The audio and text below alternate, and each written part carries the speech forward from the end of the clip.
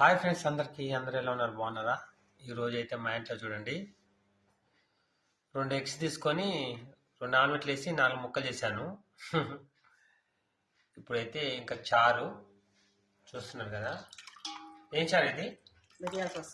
మిరియాల రసం. టమాటాలు కూడా 2 వేసిన. టమాటాలు 2, చింతపండు అన్ని కలిపి వేసి, టమాటాలు, చింతపండు, మిరియాలు, లవంగాలు 2, ఇంకా అన్ని రకాలు అంటే వేసేసిన. రసం ఎలా వేస్తాను కదా.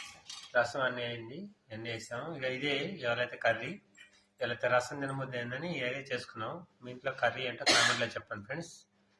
టైం 9 అయిపోయింది. టైం 9 అయిపోయింది, 9:10 అయిపోయింది ఫ్రెండ్స్. ఇవాళ అయితే బాగా లేట్ అయింది.